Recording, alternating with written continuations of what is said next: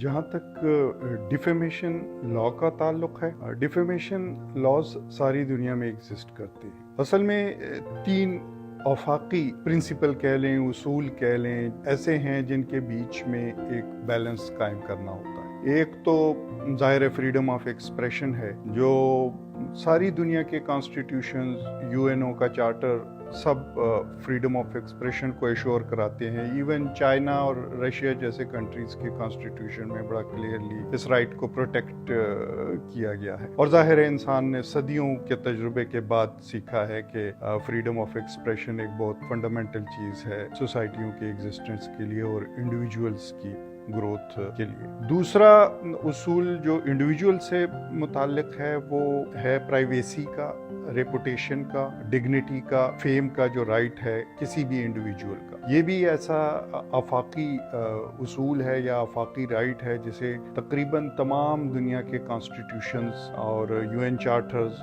وہ پروٹیکٹ کرتے ہیں کہ آپ کسی بھی انسان کی ریپوٹیشن کو، فیم کو وائلیٹ نہیں کر سکتے۔ یہ ایک ان بورن رائٹ ہے ہر انسان کا۔ تیسرا جو سب سے شاید امپورٹنٹ ہے وہ ہے امن عامہ، پبلک آرڈر، کیونکہ جب پبلک آرڈر نہیں رہتا تو سارے فنڈامنٹل رائٹس ایک طرح سے خطرے میں آ جاتے ہیں۔ تو کوئی بھی ایسی چیز جو امن عامہ کو متاثر کرتی ہو اس کی کوئی گنجائش نہیں ہے، اور اس رائٹ کو بھی دنیا کے تقریباً تمام کانسٹیٹیوشن میں ایک طرح سے ریکگنائز اور پروٹیکٹ کیا گیا ہے۔ اب دنیا بھر میں کانسٹیٹیوشن ٹرائی کرتے ہیں کہ ان تینوں پرنسپل کو کسی طریقے سے بیلنس کریں، اور ہر کنٹری کا اپنا طریقہ ہے بیلنس کا۔ جیسے امریکہ کا ٹیلٹ ہے ٹورڈ فریڈم آف ایکسپریشن کی طرف، ویسٹ ہی کے اندر بہت سی شیڈز ملتی ہے۔ مثلاً جرمنی کا ٹیلٹ جو ہے وہ جو دوسرے دو اصول ہیں کہ انڈیویجول کی ڈگنیٹی اور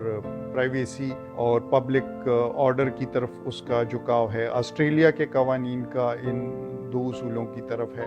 اسی طرح اسکینڈینیوین کنٹریز میں بھی وائڈ شیڈز ہیں۔ پھر آ جائیں ہمارے اپنے ریجن پہ، جیسے انڈیا ہو گیا، ملیشیا ہو گیا، انڈونیشیا ہو گیا۔